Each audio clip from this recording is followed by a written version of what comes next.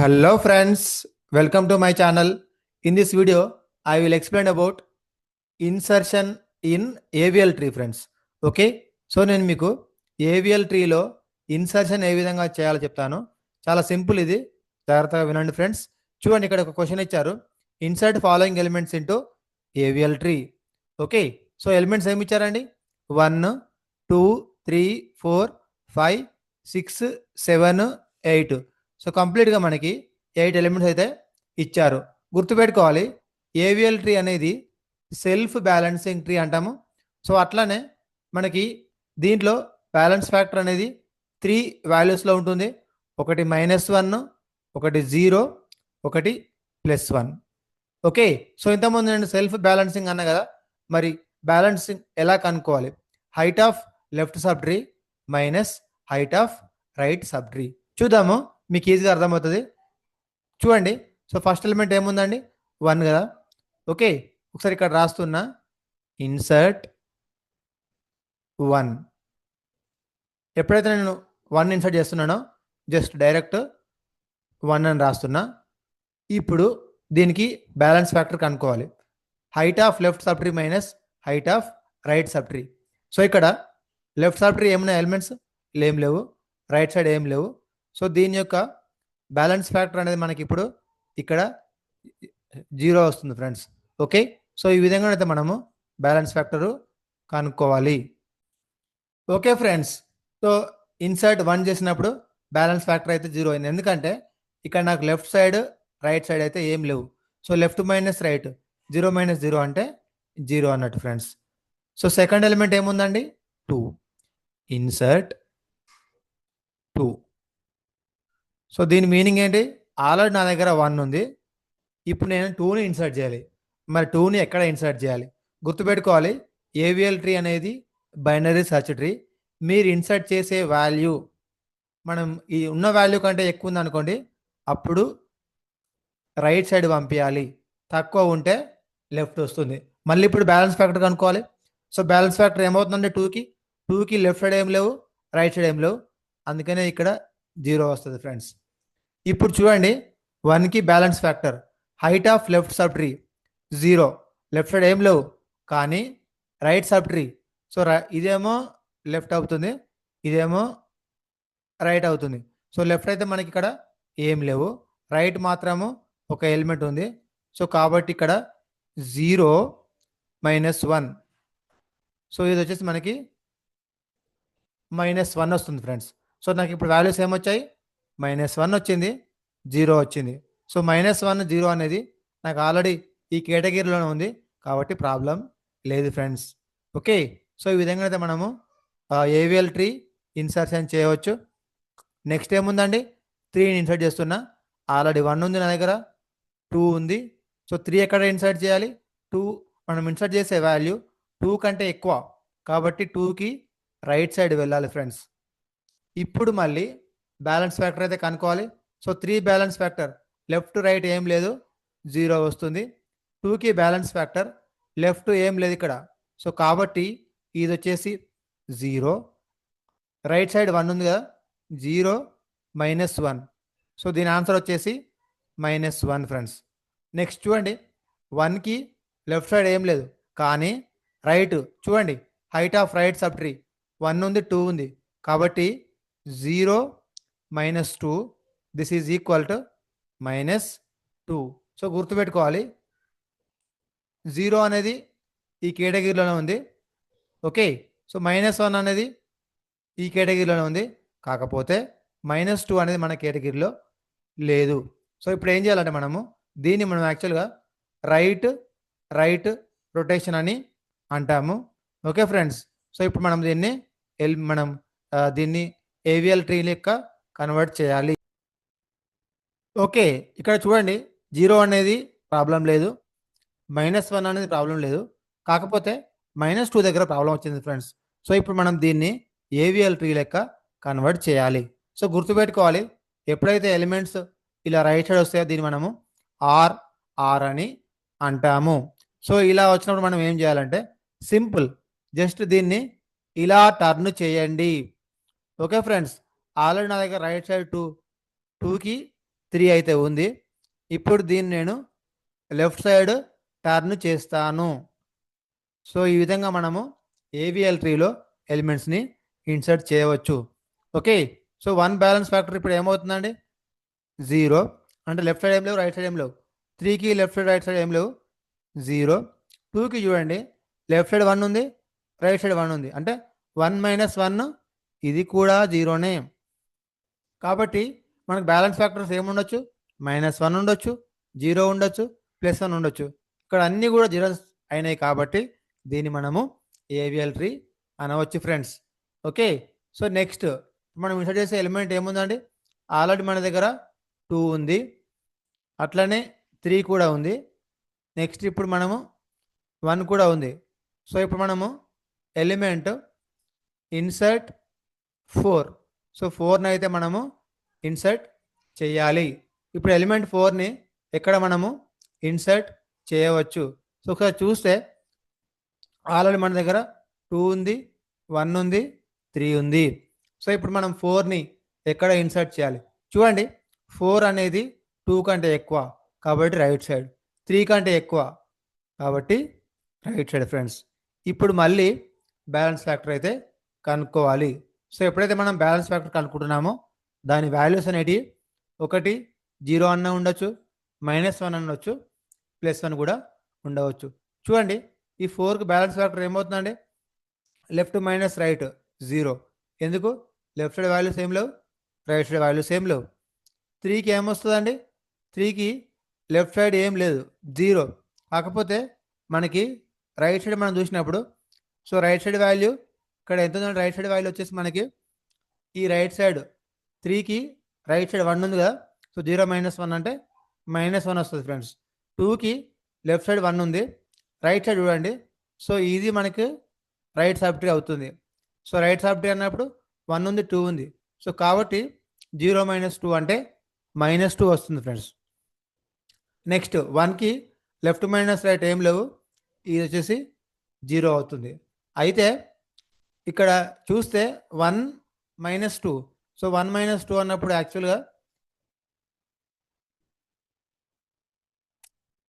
ఇక్కడ చూడండి, ఇక్కడ 2 ఉంది కదా, 2కి బ్యాలెన్స్ ఫ్యాక్టర్ ఒకసారి ఇక్కడ చూడండి, 2కి బ్యాలెన్స్ ఫ్యాక్టర్ ఏమవుతుంది?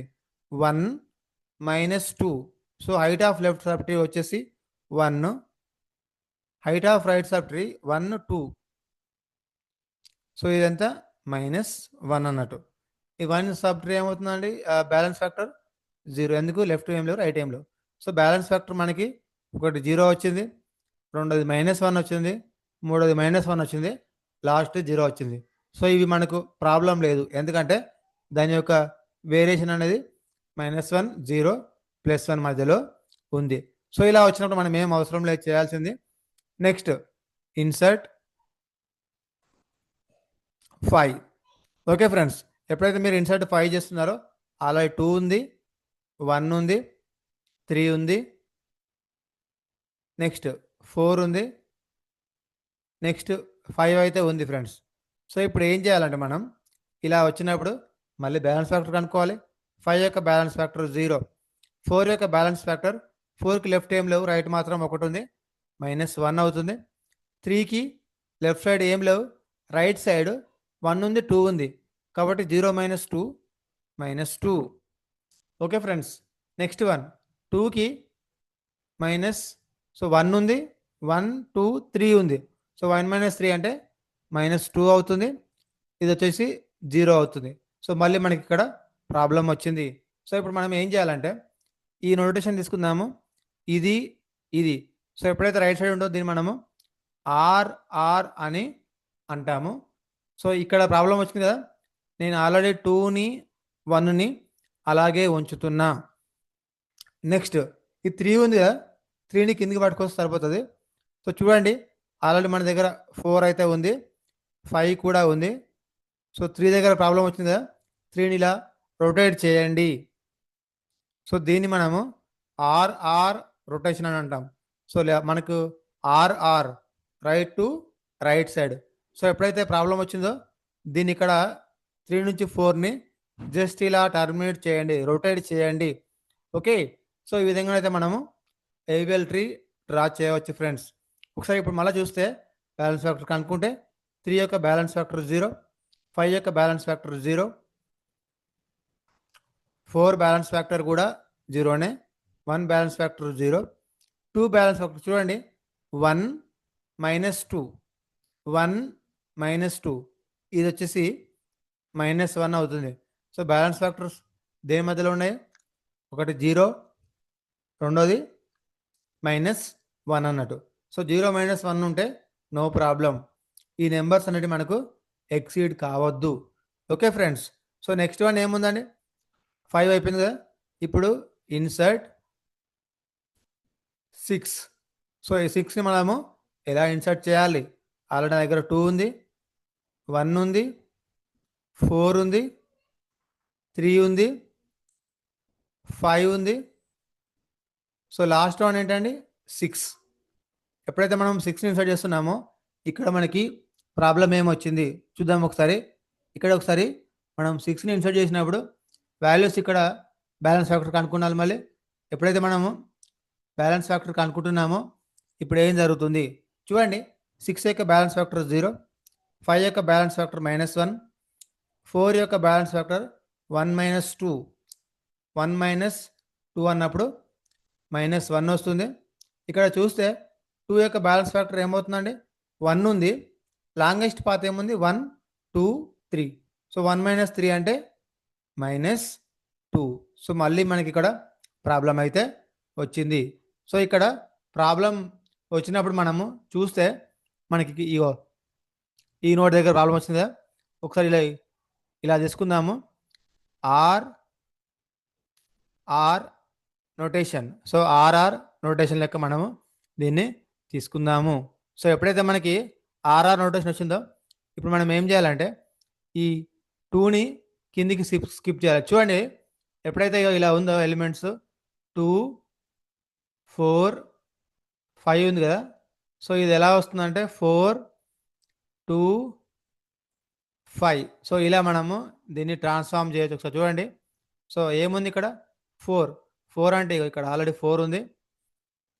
నెక్స్ట్ సో ఈ 4ని మనం ఇప్పుడు ఇక్కడ చూస్తే ఆర్ఆర్ కదా, 4 మిడిల్ ఉంటుంది, లెఫ్ట్ 2 వస్తుంది.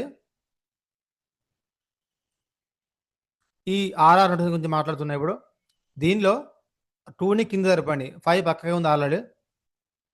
సో మిగతా ఎలిమెంట్స్ని మనము యాజ్ ఈజ్గా ఇన్సర్ట్ చేయవచ్చు. సో 1 అంటే ఏముందండి? 2 పక్కకు వస్తుంది. నెక్స్ట్ 5 ఉంది కదా. సో 5 అంటే ఆల్రెడీ మన దగ్గర ఎలిమెంట్స్ ఇంకొక ఎలిమెంట్ ఉంది, దానికంటే ముందు 3 కూడా ఉంది. సో 3 ఎక్కడ ఇన్సర్ట్ చేయొచ్చు? 2 కంటే ఎక్కువ కాబట్టి ఇక్కడ 3 అయితే ఇన్సర్ట్ చేయొచ్చు ఫ్రెండ్స్. నెక్స్ట్ 5 ఉంది కదా. సో 5 కంటే ఏంటి? 5 అయిపోయింది ఆల్రెడీ, సారీ. నెక్స్ట్ 6 అంటే ఎక్కడ రావాలి? 6 అనేది 5కి right side. Okay friends. So ఈ విధంగానైతే మనము ఎలిమెంట్స్ని ఇన్సర్ట్ చేయవచ్చు. సో ఇది చాలా ఈజీ ప్రాసెస్, కాకపోతే కొంచెం టెక్నికల్గా మనము ఆలోచించి చేస్తే సరిపోతుంది. నెక్స్ట్ వన్ ఏముందండి? ఇన్సర్ట్ 7. సో ఎప్పుడైతే మనము ఇన్సర్ట్ 7 చేస్తున్నామో సో మళ్ళీ ఇప్పుడు సేమ్ ప్రాసెస్ చేయాలి. సో ఇక్కడ చూస్తే ఇన్సర్ట్ 7. సో ఆల్రెడీ 4, 5, 6, 7 చూద్దాం ఒకసారి. ఇన్సర్ట్ 7. సో ఆల్రెడీ 4 ఉంది, 2 ఉంది, 1 ఉంది, 3 ఉంది. సో ఇక్కడ 5 ఉంది, 6 ఉంది. 7 ఎక్కడ వస్తుందండి? 6 తర్వాత 7 వస్తుంది. సో దీన్ని మనము ఏ విధంగా చేయవచ్చు? సో ఇక్కడ చూస్తే బ్యాలెన్స్ ఫ్యాక్టర్ చూడండి. దీని బ్యాలెన్స్ ఫ్యాక్టర్ వచ్చేసి మనకి ఏమవుతుందంటే 0. దీని బ్యాలెన్స్ ఫ్యాక్టర్ -1, ఎందుకంటే లెఫ్ట్ ఏం లేవు, రైట్ 1 ఉంది. దీని బ్యాలెన్స్ ఫ్యాక్టర్ -2. సో ఇక్కడ ప్రాబ్లం వచ్చింది, ఈ ఏరియాలో ప్రాబ్లం వచ్చింది. సో కాబట్టి మనము దీన్ని ఏమంటామంటే right rotation. So right rotation ఏం చేయాలి? మిడిల్ వాల్యూ అనేది రూట్ అవుతుంది. సో ఇప్పుడు మిడిల్ వాల్యూ అంతే, ఇక్కడ మిడిల్ వాల్యూ ఏముందండి? 6. సో 6 అనేది మనకు రూట్ అయితే అవుతుంది. సో 6 మనకి రూట్ అయినప్పుడు మనము ఏం చేయాలి? ఓకే. సో, మనం ఇప్పుడు ఎలిమెంట్ 6ని అయితే ఇన్సర్ట్ చేస్తున్నాము. సో, పైన అయితే యాజ్ ఇట్ ఈజ్ ఉంటది ఫ్రెండ్స్. అది వచ్చేసి 4, లెఫ్ట్ సైడ్ 2, నెక్స్ట్ 1, 3. సో, ఇప్పుడు మనకేంటి? ఇగో ఈ ప్లేస్ మాత్రమే మారుతుంది. 5, 6, 7 మాత్రమే మారుతుంది. 5, 6, 7లో 6 రూట్ అవుతుంది. నెక్స్ట్ 5 లెఫ్ట్ సైడ్ వస్తది. 7 రైట్ సైడ్ వస్తది. ఈ విధంగా మనము చేయొచ్చు ఫ్రెండ్స్. సో, ఇప్పుడు ఇది ఇన్సర్ట్ 7 అన్నట్టు. ఓకే.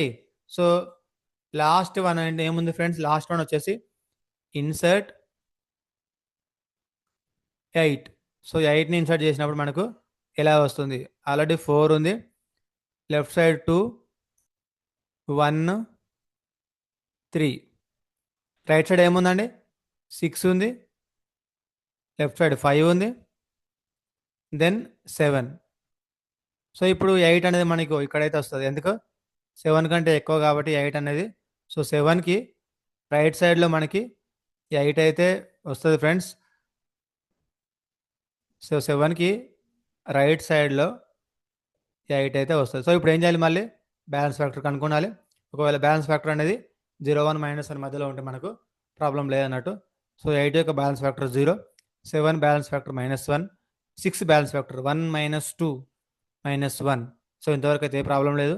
ఇది 0, ఇది 0, ఇది 0. ఒకసారి చూడండి ఇక్కడ 4 దగ్గర మాక్సిమం పాత్ ఏముందండి? ఇగో ఇక్కడ 1 ఉంది, 2 ఉంది. సో, ఇది వచ్చేసి లెఫ్ట్ సైడ్ వచ్చేసి మనకి 2 అన్నట్టు. రైట్ సైడ్ చూడండి 1, 2, 3. సో, 2 - 1 అంటే -1. ఒకసారి 0, 1, 0, -1 వచ్చింది కాబట్టి మనకేం ప్రాబ్లం లేదు. సో, ఈ విధంగా అయితే మనము ఏవిఎల్ ట్రీ డ్రా చేయొచ్చు ఫ్రెండ్స్. సో, ఇది ఫైనల్ ఏవిఎల్ ట్రీ అండి. Okay. So, thank you for watching this video. Please subscribe my channel. If you have any doubts, you can ask me, friends.